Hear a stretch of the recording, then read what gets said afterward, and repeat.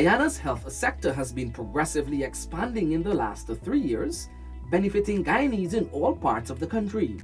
The health sector received $73.2 billion in 2022 and a mammoth $84.9 billion in 2023. This signals the paramountcy that government placed on developing the health sector. The Mental Health Protection and Promotion Bill, the Suicide Prevention Bill, and the Human Organ and Tissue Transplant Bill were passed in the National Assembly in 2022. But apart from the physical infrastructure, modernizing the legal framework and the training also takes precedence. There are many other opportunities that are available in the health sector. So under the Director of Training, we have about 20 different training programs that we offer to people in the health sector. The importance of healthcare workers was underscored when President Dr. Mohamed 𝐎𝐅𝐅𝐈𝐂𝐄 announced the sweeping increases to their salaries, in some categories as much as 74% increase. 5,000 persons are benefiting from the injection of $1.5 billion for the salary increases. Also, the Ministry of Health inked an agreement that will see the Inter-American Institute for Cooperation on Agriculture, 𝐘𝐄𝐀, conducting capacity building sessions with technicians in food safety. This comes as Guyana takes steps to advance the One Health initiative. Minister of Health Dr. Frank Anthony also reiterated that hinterland health facilities will be equipped to meet the health needs of the people there. This year, $1 billion was earmarked to aid this process. In addition, the Karasabai, Anai, and Sand Creek Health Centers will be upgraded into district hospitals, providing radiology and laboratory services. Telemedicine centers have also been constructed in regions 1, 7, 8, and 9, providing real-time remote diagnosis and treatment in remote Amerindian communities by using technology. Guyana was also commended by the U.S. Center for Disease Control and Prevention for the work done in HIV and AIDS. We commend the Ministry of Health, the National AIDS Program Secretariats, and most especially the healthcare workers who are working here in these facilities for the work that they do every single day to provide quality services for persons living with HIV. The local health sector received a huge boost as a stem cell therapy and immunotherapy services commenced earlier in 2023. When a public healthcare system is operating efficiently and reliably, it allows enough information to change the health information set and the healthcare set before a health crisis occurs. What that means is that stem cell is highly effective where there's early diagnostics. This is important. So the public healthcare system must be able to support diagnostics at a very early stage. Residents of the Deep South Rupununi region are now able to undergo surgeries right at Aishalton as government established the hospital's operating theater. A plethora of successful surgeries have been completed. Under surgery for my gallstone, and I'm very happy that I had right here in my own village, so that I didn't have to travel to Lethem or to Georgetown. I am very thankful of that. So I'm right here, I could go nearby to my house. The theater was opened during a 4-day medical outreach led by Director General of the Ministry of Health, Dr. Vishwa Mahadio. Shulinab, Shia, Awaranao, and other areas also benefited from services like obstetrics, gynecology, internal medicine, ophthalmology, audiology, speech therapy, dental services during the outreach. This is also part of the President's mandate to take medical services to people in all parts of the country.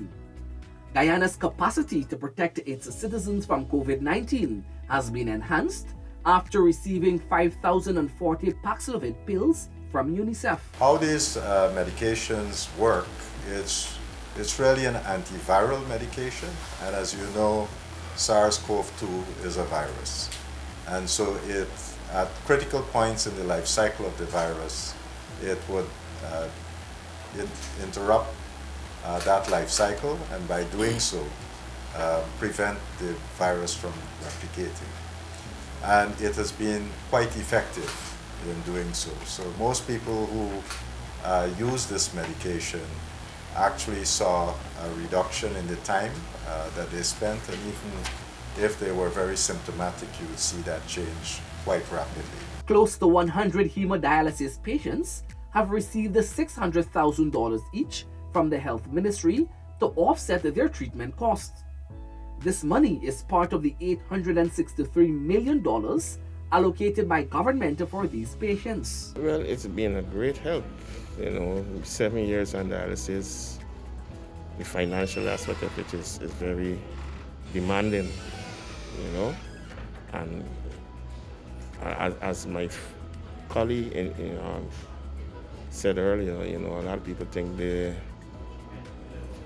dialysis is just going and have the treatment, but it's a lot of other things that related to it, a lot of complications health-wise, people with eyes, bones, and all these things cost extra financial assistance.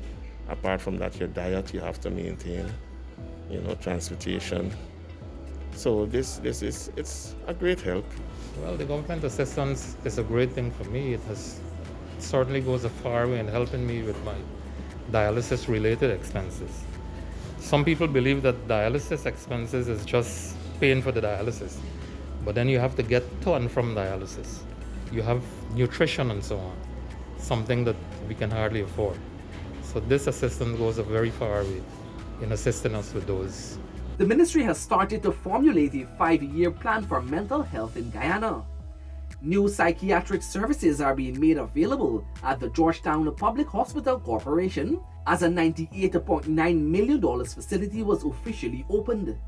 Services include adult and child psychology, geriatric psychology and support services, electroconvulsive therapy, ketamine services for depression, neuropsychiatry, and forensic psychology are also expected to come on stream. Persons from around the country will be trained to operate and maintain medical equipment in hospitals and health centers as government launched the biomedical program.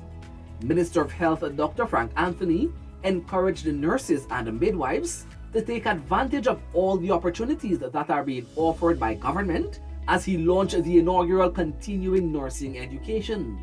The program aims to further develop the knowledge and the skills of nurses and midwives. We also want to train people in subspecialty areas or specialized nurses. And we are opening up new opportunities for these types of specialization.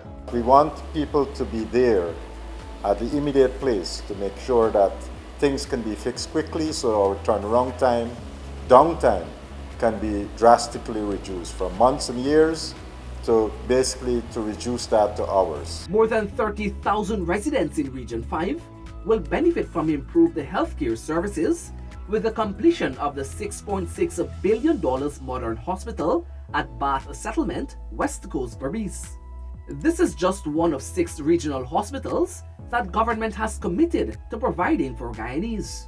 One that is comprehensive, one that looks at the challenges of the future and position Guyana to be part of the solution of those challenges.